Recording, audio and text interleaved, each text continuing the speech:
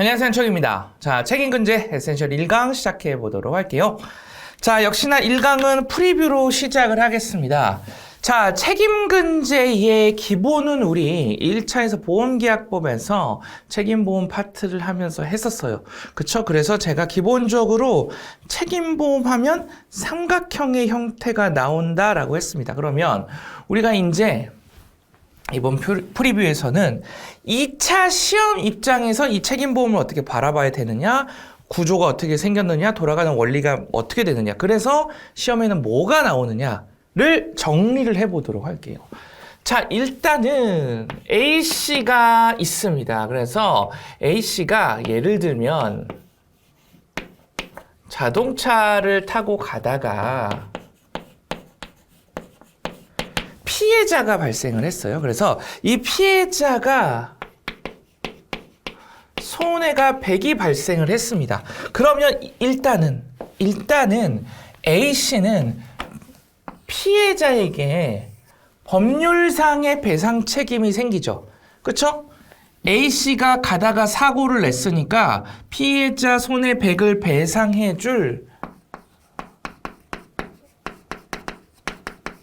법률상의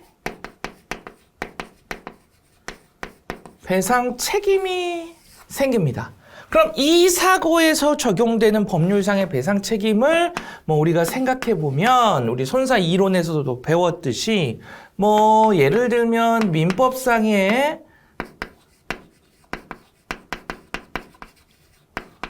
불법행위 책임도 들어갈 수 있을 거고요. 그렇죠? 그리고 자동차 사고기 때문에 우리 자배법상의 책임도 들어갈 수가 있겠습니다. 그렇죠? 자배법상의 책임도 들어갈 수가 있겠어요. 자, 어찌됐든 그래서 이렇게 책임을 진다라는 것은 그럼 결국에는 A는 자기 재산에서 피해자에게 100만큼을 배상을 한다라는 얘기입니다. 이것이 책임을 진다라는 거죠. 그쵸? 그러면 A 입장에서는 자기 재산에서 100이라는 손해가 발생했기 때문에 이러한 상황을 대비하기 위해서 A가 평소에 보험에 가입해 놓는 거예요. 보험에. 그래서 이 보험이 이름이 뭐라고 붙이면 될까요? 자동차 사고가 났을 때 A가 지게 되는 책임을 보험회사에서 대신해준다. 그래서 A의 지금 재산상의 손해가 100이니까 이것을 보험금 100을 통해서 보상을 해준다. 그럼으로써 A는 보험에 가입했으니까 피보험자가 되죠. 즉 피보험자의 재산상의 손해를 보상해주는 손해보험에 속하는 책임보험이 되는 거죠. 이것이 우리 1차에서의 구조였습니다. 이것이. 그래서 그 책임보험의 이름을 붙여보면 이 책임보험은 어떤 종류가 되겠어요? 자동차 사고에 관련된 책임을 보상하는, 담보하는 보험이죠. 그러니까 뭐라고 하면 되냐? 자동차 배상 또는 이거 생략해도 됩니다. 배상 책임 보험이라고 우리가 부를 수가 있겠습니다. 즉, 우리가 이제 앞으로 배우게 될 많은 종류의 책임보험들이 있겠죠? 그 책임보험의 아이덴티티는 결국에는 사실 어디서 결정이 나는 거예요? 여기서 결정이 나는 겁니다. 그러니까 A 입장에서, 가입자 입장에서 야, 내가 예를 들면 자동차를 운전하는 사람인데, 소유하고 있는 사람인데 그 과정에서 이러한 책임이 발생할 것 같아. 그래서 이러한 손해가 발생할 것 같아. 그래서 나는 이러한 보험을 가입할 거야. 라는 것이 되겠죠. 또 예를 들면 꼭 자동차가 아니라 건물을 갖고 있는 사람이면 건물과 관련해서 어떠한 책임이 발생할 것 같아. 그럼 그 책임을 담보하는 또 보험을 가입을 하면 되겠죠. 그렇죠? 예를 하나 들어볼까요? 이것도 굉장히 중요한 거기 때문에. 자, 그래서 제가 바로 피보험자로 가보도록 할게요. 자, 피보험자. 그러면 보험이 가입이 되어 있다는 얘기. 그럼 이 보험이 무슨 보험인지 하나씩 가져가 볼까요? 자, 피보험자가 누구냐면 물건을 만드는 제조업자입니다. 제조업자. 그런데 이 제조업자가 만든 물건으로 인해서 피해자가 생긴 거예요. 즉 제조를 함에 있어서 제조 과정에서 어떠한 결함이 사실 있었고 그 결함 때문에 피해자가 발생한 겁니다. 제조상의 결함이 있었어요. 그 결함으로 인해서 피해자가 발생을 했습니다. 자, 그럼 피보험자가 지게 되는 법률상의 배상 책임은 자, 이러한 책임이 있어요. 제조물 책임법이라는 것이 있습니다. 제조물 책임법. 이 제조물 책임법은 제조업자가 물건을 만들었는데 그 사실은 제조상의 결함이 있었던 거야. 그래서 그 결함으로 인해서 피해자가 발생했을 때 제조업자가 지는 책임이 제조물 책임법입니다. 그러면 제조업자는 이 제조물 책임법상의 책임을 지겠죠. 그렇죠? 그래서 FM대로 하면 어떻게 자기 재산에서 배상을 하고 그러면 보험회사에서 그것을 보상을 합니다. 그렇죠? 그래서 이러한 보험을 제조물 배상 책임 보험, 제가 줄여서 이제 그냥 배책이라고 쓸게요. 제조물 배상 책임 보험 또는 뭐 생산물 배상 책임 보험 이런 식으로 부릅니다. 되셨죠? 자, 그러면 뭐가 중요한지 보이실 거예요. 아, 저 보험을 하기 전에 중요한 것은 바로 이 법률상의 배상 책임이구나.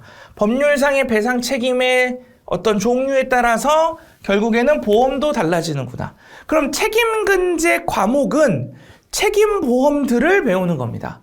그럼 책임보험들마다 법률상 배상 책임이 다르다라는 얘기. 그러면 그쵸? 법률상 배상 책임도 아주 중요한 파트가 된다라는 얘기죠. 그리고 여기 하나 더 붙이면 FM은 이런 과정이야. 그렇죠? 피보험자가 먼저 피해자한테 배상을 한 다음에 그러한 피보험자의 재산상의 손해를 보상해 주는 겁니다. 하지만 우리는 실제적으로 책임보험은 어떤 기능이 있다라고 했어요? 피해자 보호의 기능이 있다라고 했습니다. 그렇죠? 우리 1차 때부터 강조를 했던 거예요. 그런데 만약에 피보험자가 A가 무능력해 아니면 무성의해 라고 한다면 이 과정 자체가 일어나지 않으면서 그러면 이것도 안 일어나죠? 그러면 피해자는 사실은 손해를 복구를 못하니까 보험에 가입돼 있음에도 불구하고 그러니까 어떠한 제도를 우리 상법에서 마련을 한 거예요. 그렇죠? 피해자의 직접 청구를 행사할 수 있는 권리. 직접 청구권. 그쵸? 그래서 보험자가 거기에 대해서 보상을 해줄 수 있도록. 여기도 마찬가지죠. 기본적으로 직접 청구권을 상법에서 보장하고 있죠.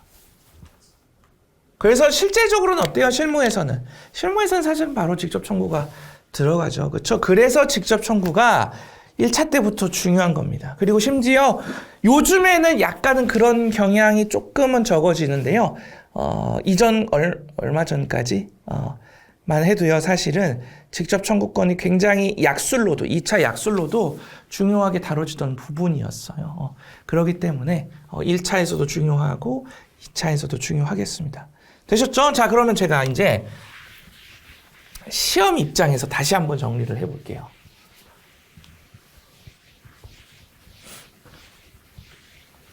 자, 시험 입장에서 보면 우리는 이제 두 가지를 공부해야 된다라는 것을 알았습니다. 자, 삼각형을 그려볼게요. 피보험자, 피해자, 그리고 보험회사. 보험자 이렇게 있습니다. 자, 그럼 첫 번째 중요한 건 뭐야? 우리가 따져봐야 될 것은 법률상 배상 책임입니다. 그렇죠? 법률상 배상 책임입니다. 이게 1번이 돼야 되죠. 그렇죠? 그래야 보험도 우리가 정의를 할 수가 있잖아요. 그렇죠? 그래서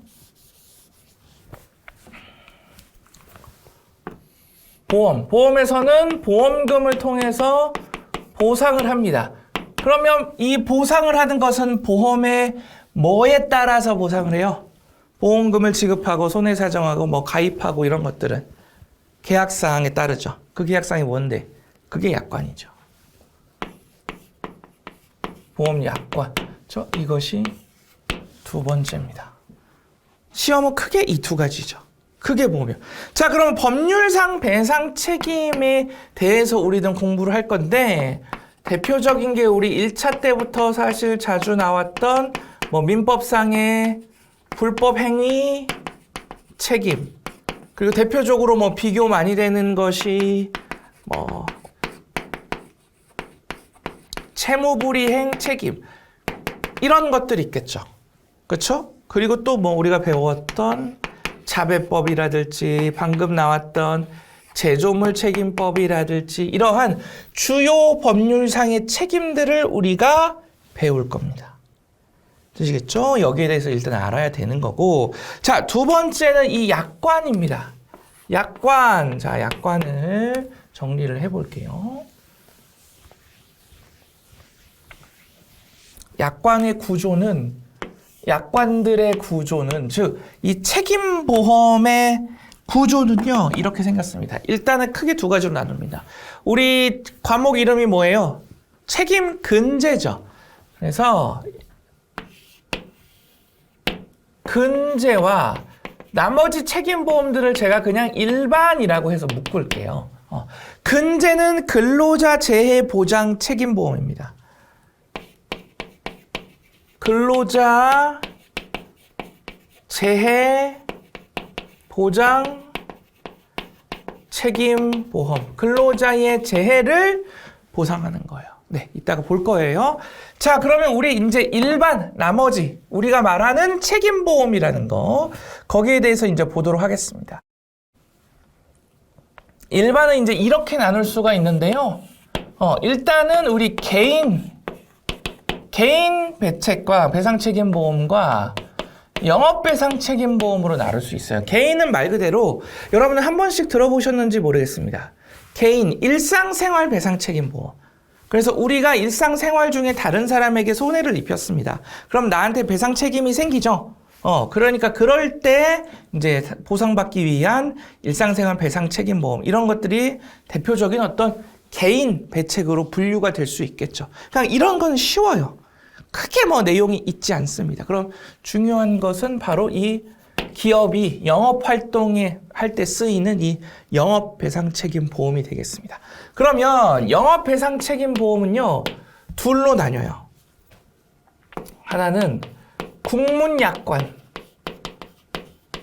또 하나는 영문약관입니다. 영문약관을 다른 말로 CGL이라고 합니다. CGL. 그러니까 이건 어떻게 생각하시면 되냐면요. 탄생, 그러니까 그냥 탄생의 기원을 합니다.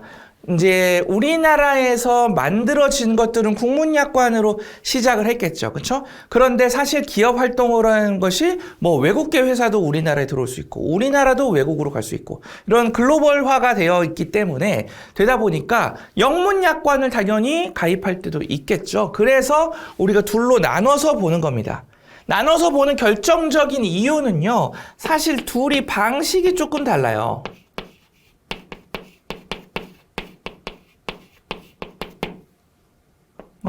CGL, 영문약관.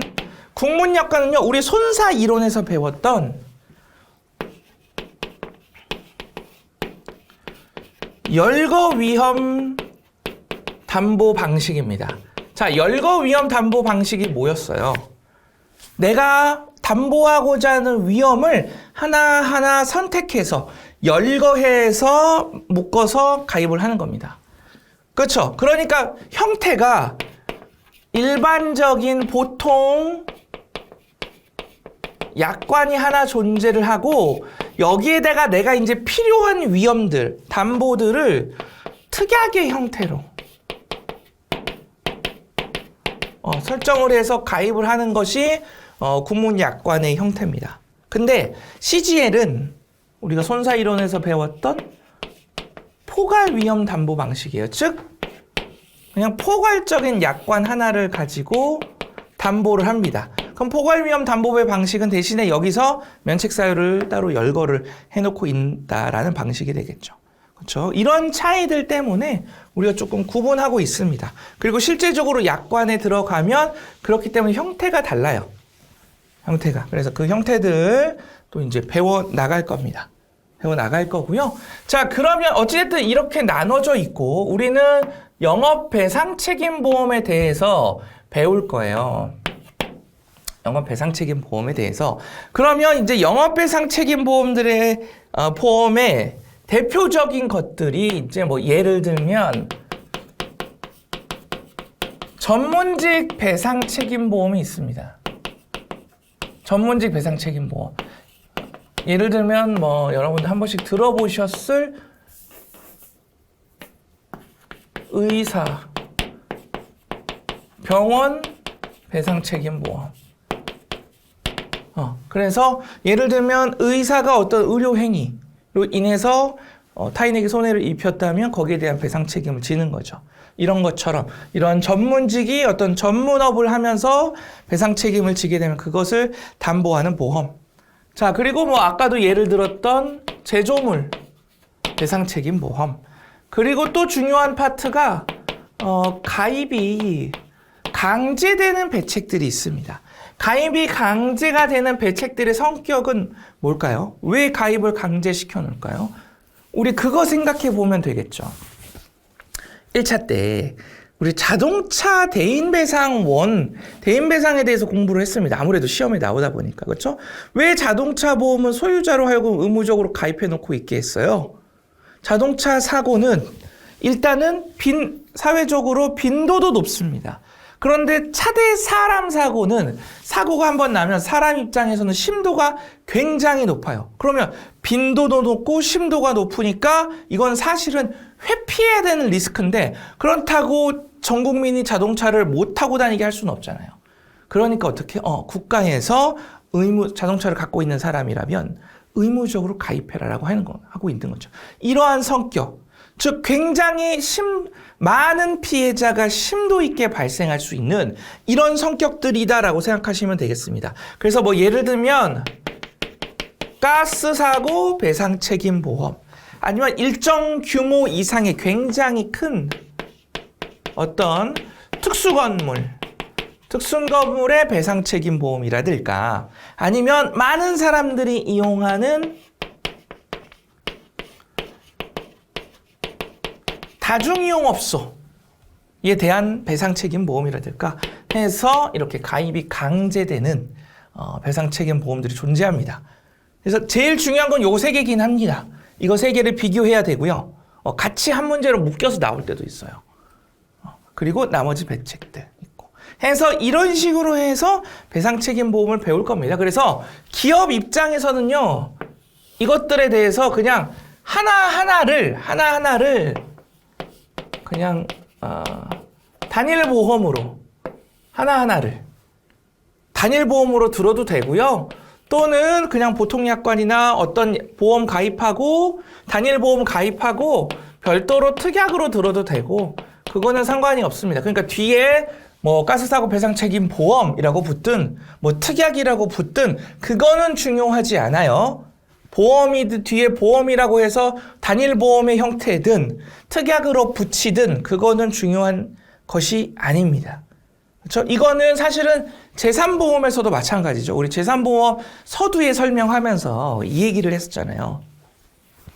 겸업, 교차 판매 얘기하면서, 그렇죠? 그러면 결국에는 손보사는 생명보험회사 것도 팔 수 있고 일정 조건 하지만 생명보험회사도 손보사 것들을 팔 수 있습니다. 그럼 어때요? 사망보험이나 이런 것들을 특약으로 갖고 오는 거죠. 저기서는 주보험인데 여기서는 특약이 됐죠. 재산보험에서 이야기를 했으니까. 그런 형식처럼 그냥 특약, 뭐 단일 보험, 이거는 형식의 문제이지 안에 들어있는 내용은 어차피 똑같다. 그러니까 우리가 시험 입장에서 봤을 때에는 뭐 크게 그렇게 다르게, 그래서 공부하시다가 이거는 특약이라고 표현하고 이때는 보험이라고 표현했네, 뭐가 다르나? 그런 것은 없다라는 겁니다. 사실은. 그쵸? 특약은 말 그대로 특별한 약속이에요. 그래서 내가 예를 들면 어떠한 보험을 가입을 했어요. 근데 가입을 하면서 담당자를 나 근데 그 전문직 배책 부분을 별도로 또 추가하고 싶다. 그러면 그거는 특약 형태로 해서 우리 설계를 할까요? 그냥 그렇게 하면 됩니다. 특약은 말 그대로 특별한 약속이기 때문에. 물론 이제 편의상 상품을 만들면서 특별 약관이다라고 만들어 놓은 것도 당연히 있죠. 그렇죠? 그런데 뭐 이렇게 별도로 붙이면 그것도 특약이 됩니다. 그러니까 너무 거기에 대해서 여러분들이 뭐 이렇게 뭐라고 해야 될까요? 구분을 지어서 하실 필요는 없다. 어차피 내용은 같은 거니까. 그렇죠? 자, 그래서 이러한 것들을 우리는 영업배상 책임보험에서 배울 겁니다. 이러한 것이 시험에 나오고요. 여기에 대한 것이. 되셨죠? 자, 그럼 근제로 가볼까요? 근제는요. 자, 근제라는 것은 근로자가 다쳤을 때 주는 겁니다. 그러면 이것도 책임보험인데요. 네, 책임보험이면 피보험자가 누구고 피해자가 누굴까요? 일단 그걸 보셔야 되겠죠. 그러니까 이런 형태인 거예요. 사업주가 있습니다. 사업주가. 그런데 이제 근로자가 있으면 근로자가 업무상 재해를 입었어요. 그럼 사업주는 어떻게 될까요? 근로기준법상의 책임을 지게 됩니다.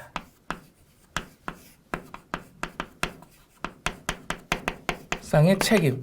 그리고 민법상의 책임도 존재하게 돼요. 즉, 이러한 책임이 존재하게 됩니다. 자기 사업을 위해서 타인을 사용을 했고 그 타인이 그 업무상 재해를 입었으면 예를 들면 근로기준법상에서는 어떻게 되어 있냐면 사업주는 자기 재산을 통해서 근로자의 요양을 도와야 된다라고 되어 있어요. 그러니까 이러한 책임을 담보하기 위해서 어때요? 그치? 사업주는 보험에 가입을 하는 겁니다. 이것이 근제예요. 이것이. 그래서 근제는 크게 세 파트로 나눠지는데 첫 번째는 국내 사업장이고요. 두 번째는 해외 사업장입니다. 그리고 세 번째는 선원 사업장이라고 표현을 할게요. 선원입니다. 선원. 그러니까 지금 생각을 해보면 왜 이렇게 셋으로 나눴을까를 생각해 보면요.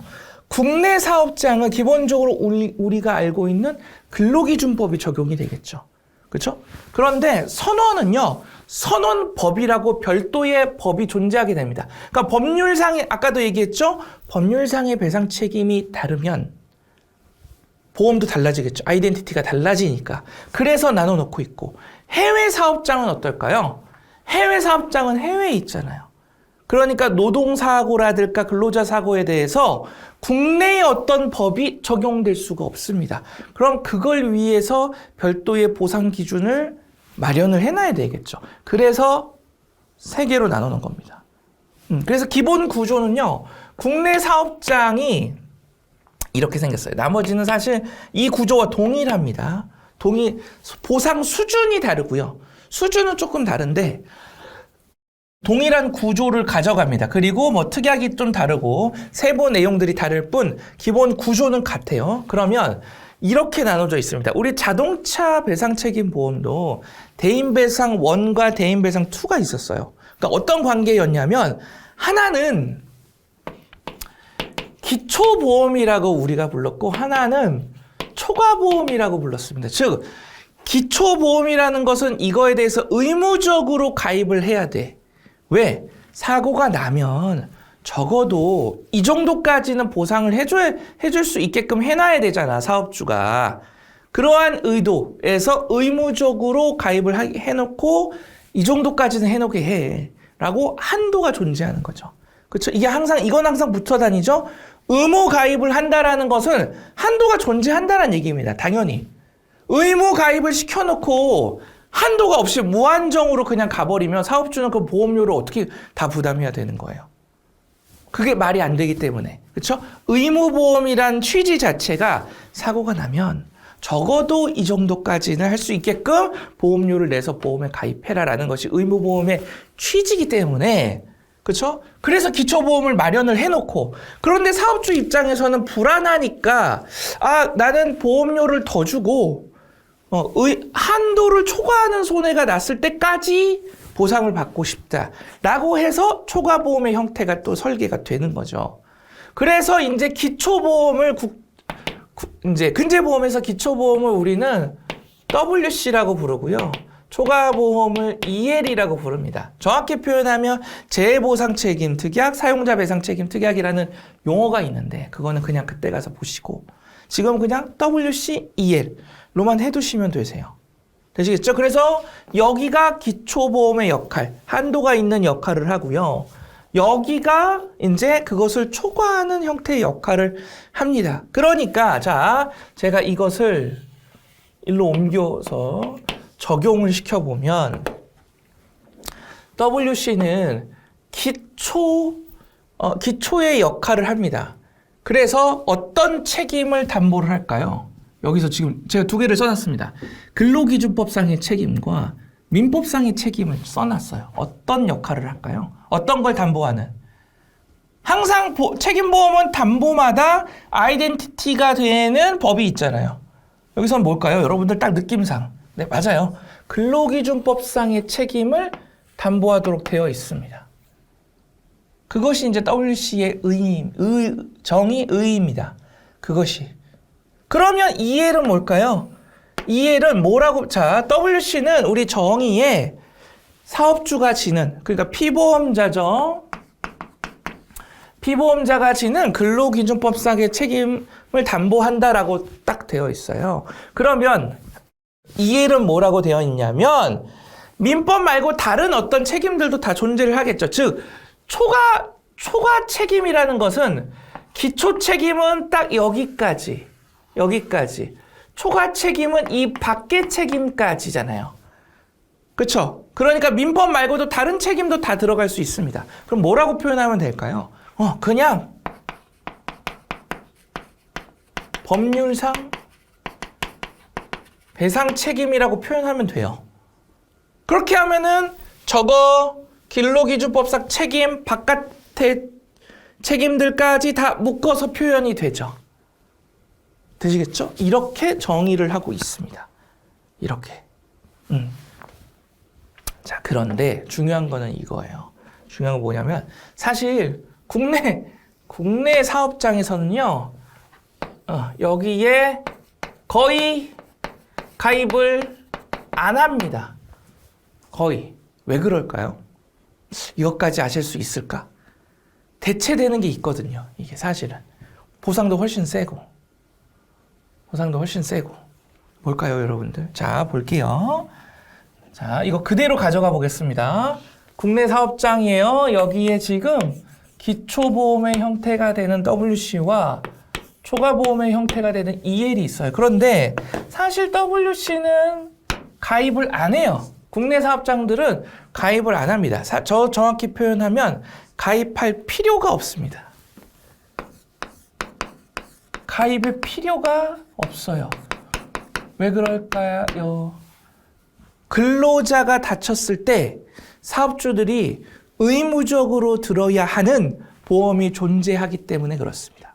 의무적으로 들어야 하는 보험이 산재입니다. 그게 바로 산재.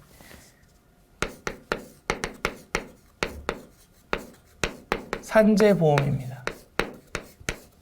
의무. 그러니까 어때요? 산재보험이 자, WC는 근로기준법상의 책임을 담보하고 있죠? 그렇죠? 산재보험은 산재보험법상의 보상 기준을 따르고 있습니다. 거기다가 의무보험입니다. 거의 모든 사업장들은 이걸 적용을 받아요. 그러면 별도로 또 이걸 가입할 필요가 없습니다. 그렇기 때문에 사실상 WC는요, 의무보험이 아니에요. 기초보험의 역할은 하고 있지만 의무보험은 아닙니다. 의무보험은. 근로기준법 상에도 WC를 들어야 된다 이런 말은 없어요. 그냥 사업주의 책임만을 언급하고 있습니다. 자세한 건 나중에 다 볼 거예요. 그래서 여기서는 어때? 없습니다. 이거는 재해보상 책임 특약이라고 그냥 표현을 해서요. 해놓고 있고 국내 사업장들은 사실은 여기에 가입하기 때문에 여기에 가입할 일이 없어요. 그래서 WC는 의무가 아닙니다. 이러한 형태로 운영이 돼요. 근데 선원으로 가면 선원법에서는 의무적으로 보험에 가입해라 라고 하고 있기 때문에 WC가 의무가 됩니다. 또. 그러니까 이런 것들이 이제 여기 갔을 해외는요 그런 법이 없죠. 선원은 국내에서 적용되는 선원법이라는 게 있어요. 선원법이라는 게 거기에 보상 기준을 따릅니다. 그러면 해외는 그러니까 여기 선원에서는 특징이 뭐예요? 선원에서는 선원법이 중요한 거겠죠. 선원법의 보상 기준이 선원근제에서의 포인트가 될 거고 해외는요. 자, 국내는 이러한 법에 의해서 돌아갑니다. 선원은 선원법에 의해서 돌아갑니다. 그럼 해외는 뭐에 의해서 돌아가야 될까요? 돌아갈 게 없어요. 해외 사업장이기 때문에. 그렇다고 해서 해외의 어떤 법을 해외의 노동법을 적용한다는 것도 힘들죠. 우리나라 근로자인데. 그러니까 거기서는 어떻게 저기 할지는 몰라도 보상을 하는 입장에서 이제 보험금을 내가 이제 보험회사에서 줘야 됩니다. 보험금을 줘야 돼요. 보험금을 줘야 되는데 그럼 당연히 우리나라 사람이고 이제 하니까 우리나라 기준으로 해야 되는데 법이 없어요. 해외 사업장들은. 그래서 어떻게 하냐? 특약을 넣습니다. 특약들을 넣어요. 그래서 이 특약을 통해서 적어도 산재 수준까지는 맞춰줍니다. 그러면 해외에서는 해외 사업장, 해외 근제보험에서는 이 특약들이 또 포인트가 되겠죠. 그렇죠? 국내 사업장은 뭐가 포인트예요? 산재와 EL이 포인트니까 결국에는 무슨 얘기야? 시험 입장에서 봤을 때는 크게 두 가지 축입니다. 크게 하나는 산재와 EL 가지고 보험금 구하는 것이 되겠죠? 기초보험 구하고 그 다음에 초과되는 거 구하고 그런데 우리는 뭐를 구하는 거예요? 보험회사가 주는 금액을 구하는 겁니다. 보험회사가. 산재는 산재보험에서 주는 걸 구하는 거고요. 근제보험은 보험회사가 주는 걸 구하는 거예요. 이건 산재보험에서 나옵니다. 그럼 시험 문제는 어떻게 나올까? 전체 손해액을 계산하게 한 다음에 거기서 산재를 빼면 보험회사에서 주는 게 되겠죠. 이게 이제 시험 문제입니다. 그럼 결국엔 둘 다 알아야 된다는 얘기야. 둘 다. 되시겠죠? 그래서 이게 큰 두 축이고요. 하나는 이제 나머지 해외 근제, 특히나 특약들, 선원근제, 선원법 보상 기준 이것이 이제 주요 내용이 되겠습니다. 되셨죠? 이런 거에 대해서 배울 거예요. 이렇게 배울 겁니다. 이렇게.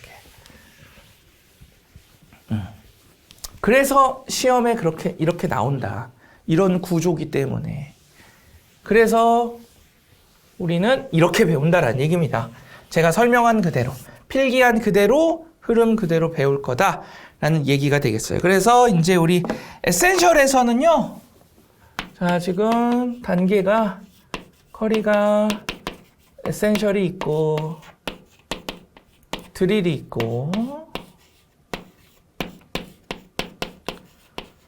파이널 있고 이제 모의고사가 있겠죠. 그래서 중요한 건 법률상 배상 책임이랑 약관입니다. 그래서 에센셜에서 우리 법률상 배상 책임 약관에 대해서 쭉 정리할 겁니다. 쭉. 자, 그리고 책임보험은 사례 계산 문제도 나오기 때문에 드릴 가서 이제 사례 계산 문제 하고요. 별도의 이제 특약들 있었죠? 특약들. 그리고 추가될 것들. 이런 식으로 하겠습니다. 그리고 파이널 요약하고 모의고사 보고 이런 식으로 책임근제는 진행이 될 거예요. 되셨죠? 그래서 제가 항상 구조를 이렇게 구조 원리를 중요하게 생각하는 이유는 저도 어렸을 때 이제 공부를 하면서 많은 시행착오를 이제 겪으면서 저도 이제 보험 처음 공부할 때 이거 굉장히 어렵게 느꼈습니다. 근데 이거 언제 이제 제가 재산보험 마지막 시간에 말씀드렸죠. 어렵다라고 생각하지 마시고 익숙하지 않아서 그런 겁니다.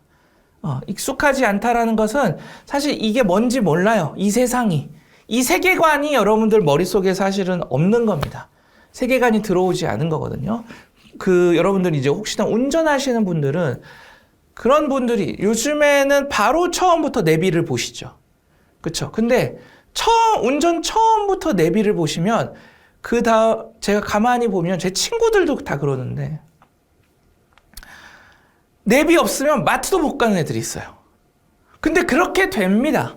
왜? 내비가 가라는 대로만 가니까. 근데 저 같은 경우에 사실은 운전을 일찍 시작하기도 했고요. 어렸을 때는 사실 저 운전 처음 시작했을 때는 뭐 내비라는 것이 조금 이렇게 당연히 부착되어 있는 것이 또 아니었어요. 그리고 개인적으로 찾아가는 거 막 좋아하고 지도 뽑아서 다니는 것도 좋아하고 막 그랬었거든요. 운전도 좋아하고. 그렇게 해서 막 이제 영업도 다니고 이렇게 다니다 보니까 이 한국의 도로교통 체계라는 세계관이 들어오는 거죠. 그러니까 사실은 마음만 먹으면 아니면 방향만 알면 여기서 지금 어디는 방향이 어디야만 알면 웬만하면 갈 수 있습니다. 예를 들면 서울의 도로 체계는 크게 어떻게 구성이 되어 있어요. 큰 줄기가 한강을 중심으로 해서 강북이 있고 올림픽대로가 있고 그렇죠? 위쪽으로 내부 순환도로가 있습니다. 그렇죠? 그리고 동쪽으로 동부 간선도로 있고 외곽 순환도로가 이렇게 돌죠.